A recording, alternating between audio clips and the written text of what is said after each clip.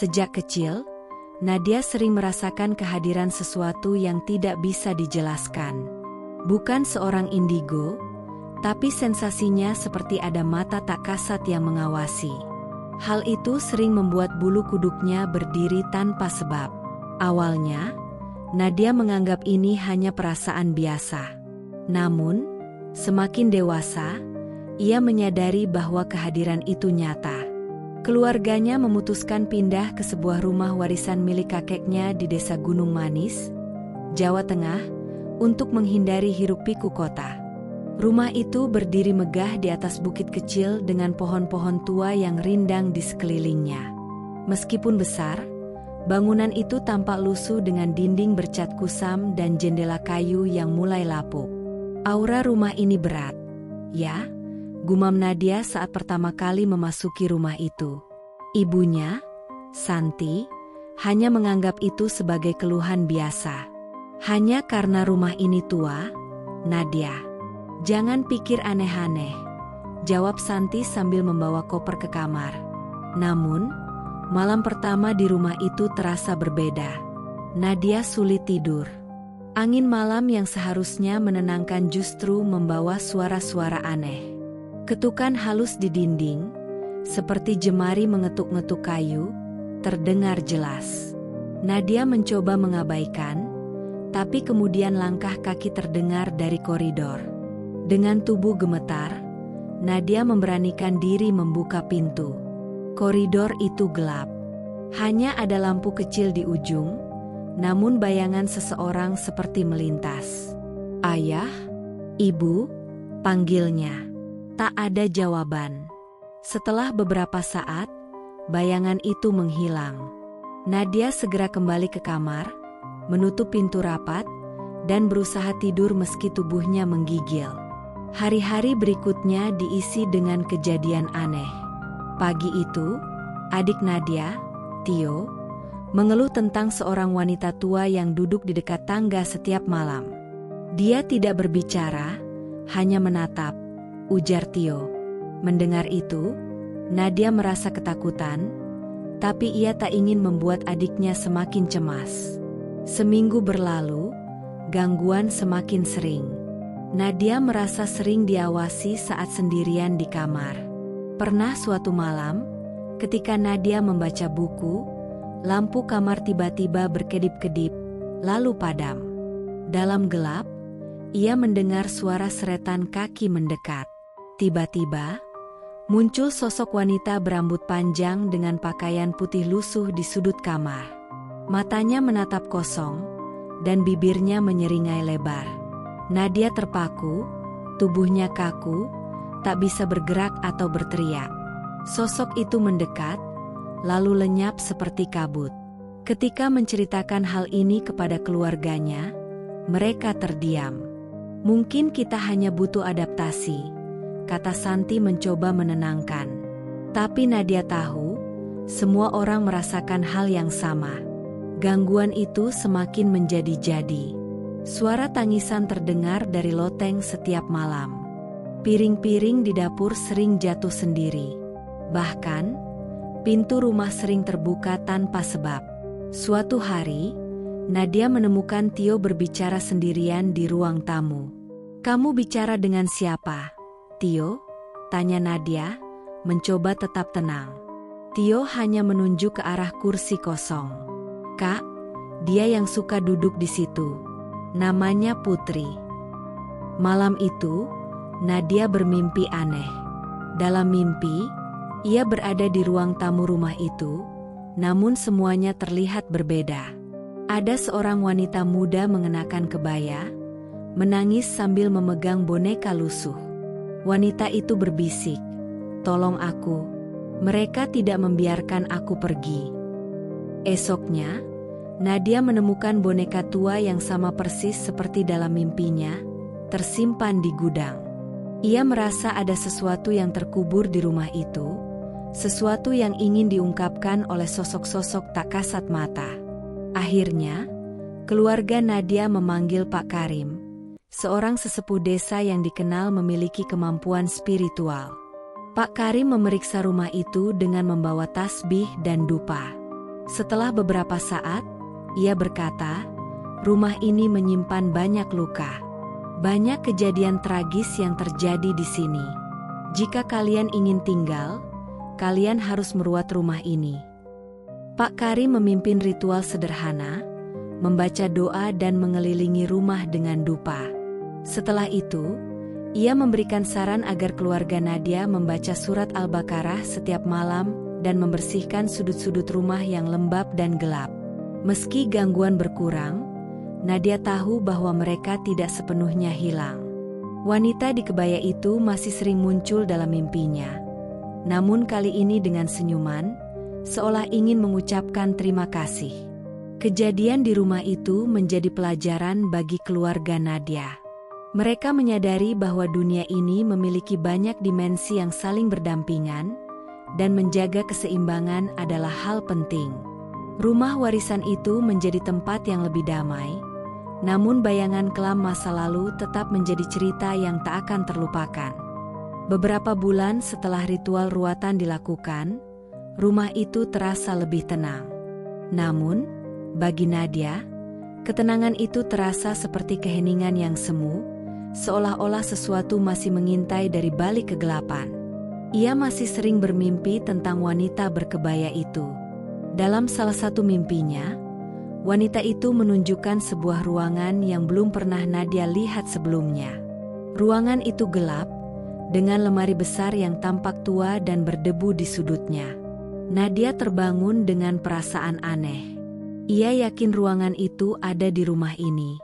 Namun, ia tidak pernah menemukannya selama ini. Penasaran, Nadia mulai menjelajahi setiap sudut rumah, membuka setiap pintu dan jendela, bahkan memeriksa loteng dan gudang. Tapi, tidak ada yang sesuai dengan gambaran di mimpinya. Ketika ia hampir menyerah, sebuah kejadian aneh terjadi. Tio, adiknya, tiba-tiba berteriak dari ruang tamu. Kak Nadia, cepat ke sini." Nadia berlari ke ruang tamu dan menemukan Tio berdiri di depan dinding yang menghadap ke tangga. "Ada suara dari dalam dinding ini," kata Tio dengan suara gemetar. Nadia menempelkan telinganya ke dinding. Benar saja, terdengar suara pelan seperti sesuatu yang bergerak, seperti gesekan kain atau langkah kaki kecil. Nadia memanggil ayahnya, Bapak Arman, untuk memeriksa dinding itu. Dengan bantuan sebuah palu, mereka mulai mengetuk-ngetuk dinding, mencari tahu apakah ada ruang kosong di baliknya.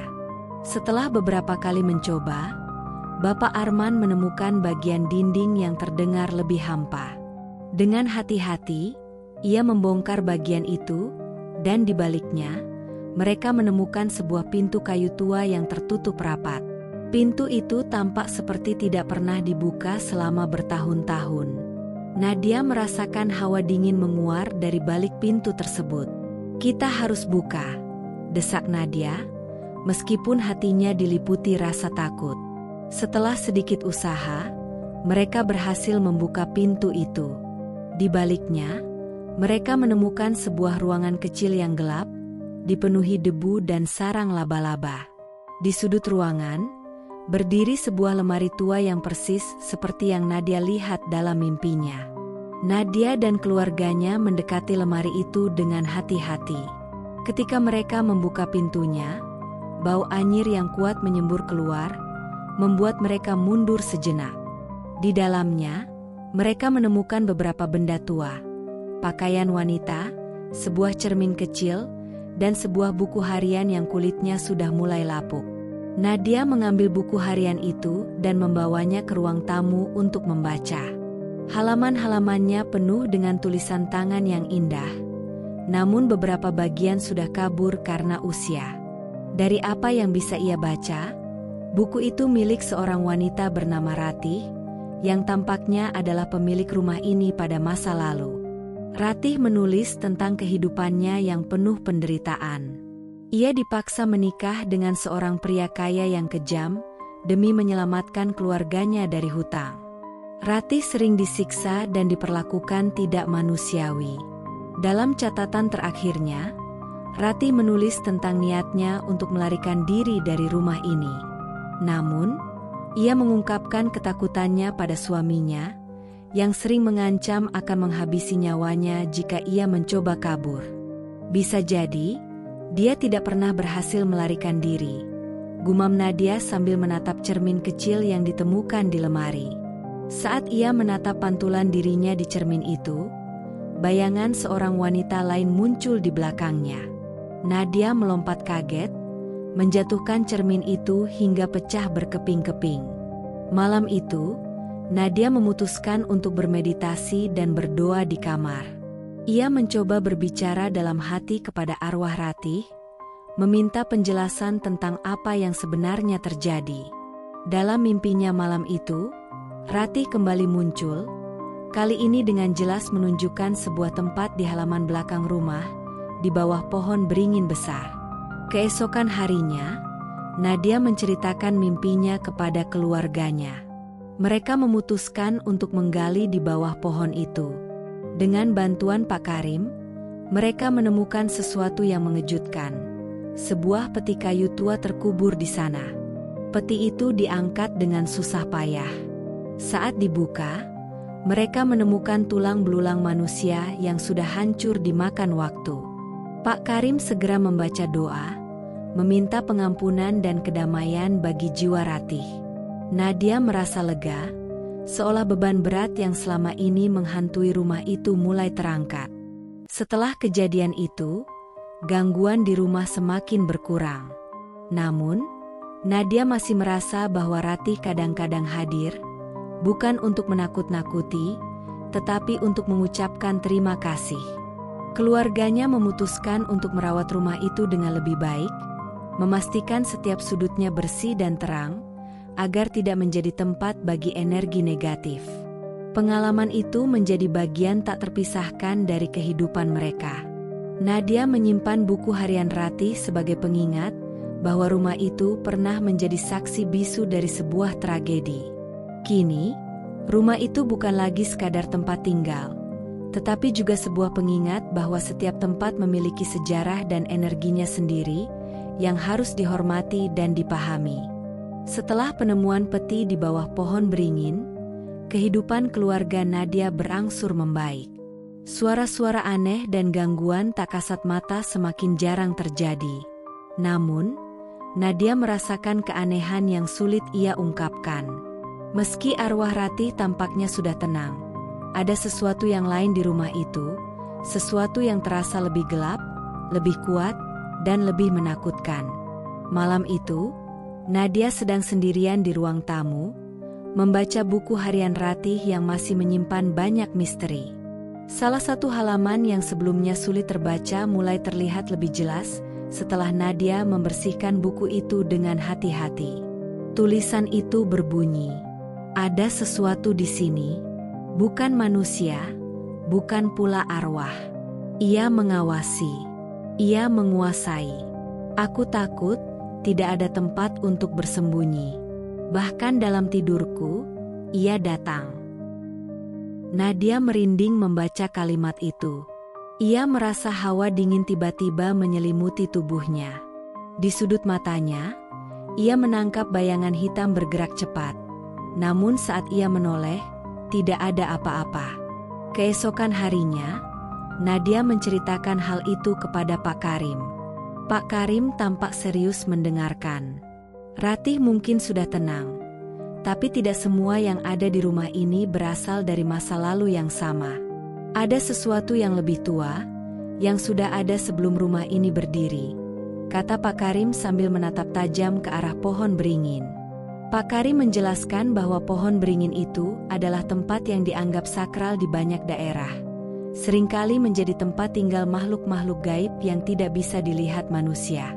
Energi dari tragedi Ratih mungkin hanya memanggil sesuatu yang sudah ada di sini lebih dulu. Lanjutnya, Pak Karim menyarankan agar keluarga Nadia melakukan pengajian rutin di rumah, melibatkan lebih banyak orang untuk memperkuat energi positif. Mereka juga diminta untuk tidak memotong pohon beringin itu tanpa izin dari tokoh-tokoh spiritual desa, karena dikhawatirkan akan memancing kemarahan makhluk yang berdiam di sana. Namun, malam berikutnya, Nadia mengalami kejadian yang lebih menyeramkan. Saat ia sedang tidur, ia merasa tubuhnya tertarik ke bawah, seperti ada tangan besar yang mencengkeram pergelangan kakinya. Ia terbangun dengan keringat dingin, mencoba bergerak, tapi tubuhnya terasa kaku. Di sudut kamar, ia melihat bayangan besar berbentuk menyerupai manusia, namun dengan mata merah yang menyala. Bayangan itu mendekat perlahan. Nadia mencoba berteriak, tapi suaranya tidak keluar. Ketika bayangan itu nyaris menyentuh wajahnya, sebuah suara lantang terdengar dari luar kamar, suara ayat-ayat Al-Quran yang dibacakan oleh Bapak Arman. Bayangan itu menghilang seketika, dan tubuh Nadia kembali bisa bergerak. Paginya, Nadia menemukan bekas lebam di pergelangan kakinya, seperti bekas cengkeraman tangan besar.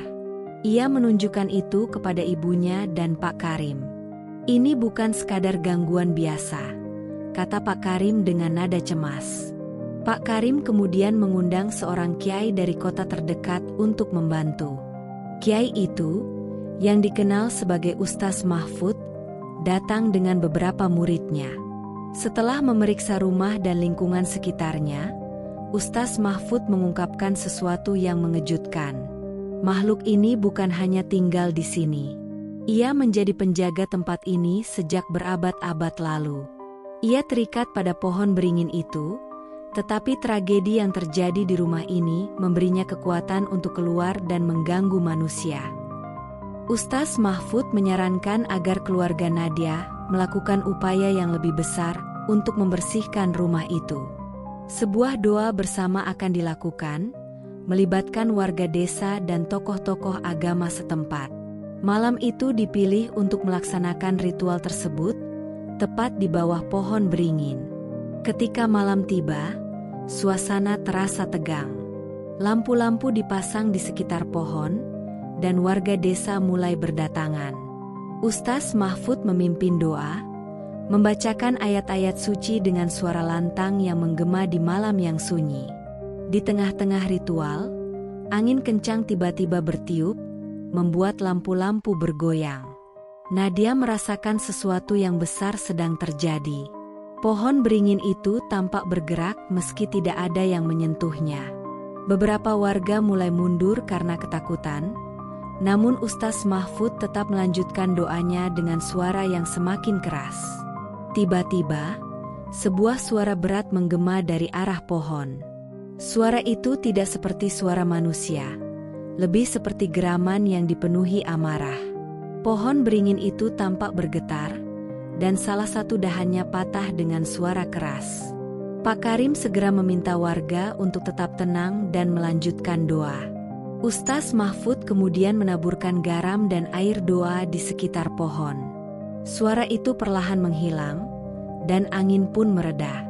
Setelah ritual selesai, Ustaz Mahfud berkata, "Makhluk itu tidak pergi, tapi kekuatannya telah dilemahkan. Selama kalian menjaga rumah ini dengan doa dan menjaga harmoni, ia tidak akan bisa mengganggu lagi." Namun, Nadia tahu ini belum benar-benar berakhir. Di dalam hatinya, ia merasa masih ada sesuatu yang belum terungkap. Sesuatu yang lebih dalam terkait rumah ini dan pohon beringin tua. Ia bertekad untuk mencari tahu lebih jauh, meskipun itu berarti ia harus menghadapi bayangan kelam yang lebih besar lagi. Setelah ritual besar di bawah pohon beringin, suasana rumah kembali tenang. Namun, Nadia merasa bahwa ketenangan itu seperti jeda sebelum badai. Ia masih sering bermimpi buruk. Tapi kali ini mimpinya tidak lagi tentang Ratih atau pohon beringin. Dalam mimpinya, ia melihat sosok lain, lebih gelap, lebih menakutkan, seperti bayangan tanpa wujud jelas. Di tengah malam yang sepi, Nadia terbangun mendengar suara langkah kaki. Suara itu datang dari arah lorong panjang yang menuju kamar kecil di belakang. Nadia menggigil, tapi ia memberanikan diri untuk keluar dari kamar. Ia membawa senter kecil dan perlahan berjalan menuju lorong. Ketika ia sampai di ujung lorong, ia melihat sesuatu yang membuat jantungnya hampir berhenti. Di sudut, tepat di bawah tangga menuju loteng, ada bayangan gelap yang tampak lebih padat dari kegelapan di sekitarnya. Bayangan itu tidak bergerak, hanya berdiri diam seolah sedang mengawasi. Nadia memutuskan untuk mendekat, tapi sebelum ia bisa melangkah, bayangan itu menghilang begitu saja. Esok harinya, Nadia menceritakan kejadian itu kepada Pak Karim. Pak Karim tampak cemas. Sepertinya ada sesuatu yang belum selesai di sini, katanya. Kita perlu mencari tahu lebih dalam tentang sejarah rumah ini. Bersama-sama, Nadia, Pak Karim, dan Ustaz Mahfud mulai menggali informasi tentang rumah itu dari warga desa yang lebih tua. Mereka bertemu dengan seorang nenek bernama Embok Sri, yang pernah tinggal di desa itu sejak muda. Embok Sri akhirnya membuka cerita yang telah lama terkubur. Menurut Embok Sri, sebelum rumah itu dibangun, tanah tersebut adalah tempat sebuah makam tua yang dihuni oleh seorang penjaga gaib bernama Sukma Hitam.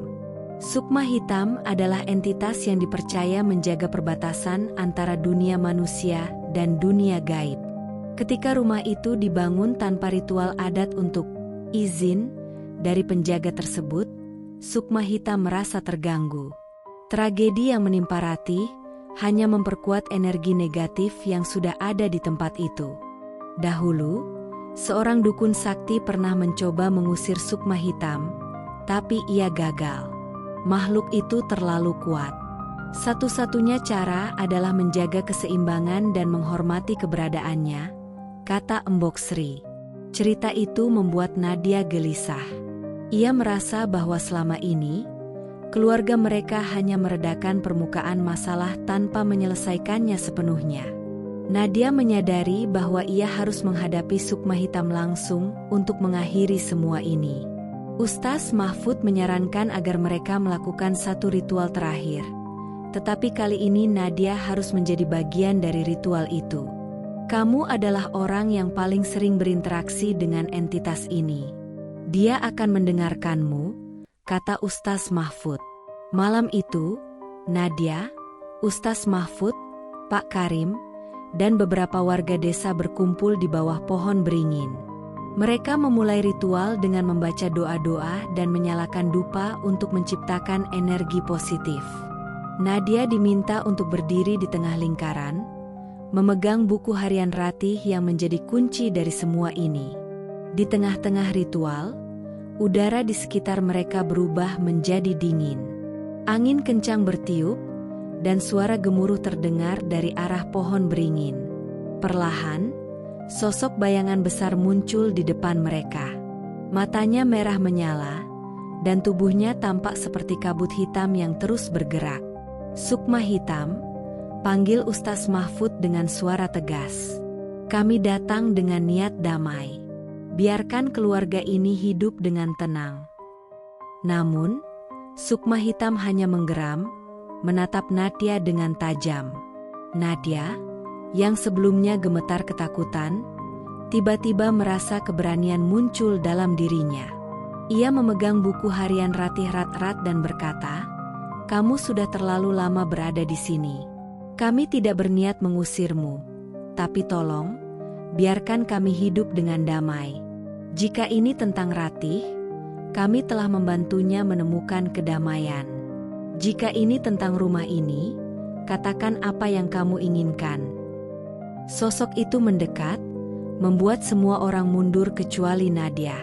Nadia tetap berdiri di tempatnya, meskipun tubuhnya gemetar hebat. Dalam sekejap, bayangan itu menghilang, dan suara berat terdengar di telinganya, "Perjanjian telah selesai. Jangan ganggu aku lagi." Setelah itu, semuanya menjadi sunyi. Pohon beringin berhenti bergoyang, dan udara kembali hangat. Ustaz Mahfud menutup ritual dengan doa, dan semua orang merasakan kelegaan yang luar biasa. Beberapa hari kemudian, Nadia merasa rumah itu benar-benar berbeda. Tidak ada lagi hawa dingin, tidak ada suara-suara aneh, dan tidak ada bayangan yang mengintai. Rumah itu akhirnya menjadi tempat tinggal yang damai, seperti yang mereka harapkan sejak awal. Namun, Nadia tahu bahwa pengalaman ini akan selalu menjadi bagian dari hidupnya. Ia belajar bahwa ada hal-hal di dunia ini yang tidak bisa dilihat dengan mata, tetapi harus dihormati dan dipahami. Rumah itu kini bukan hanya tempat tinggal, tetapi juga pengingat akan kekuatan spiritual dan pentingnya menjaga keseimbangan antara dunia manusia dan dunia gaib.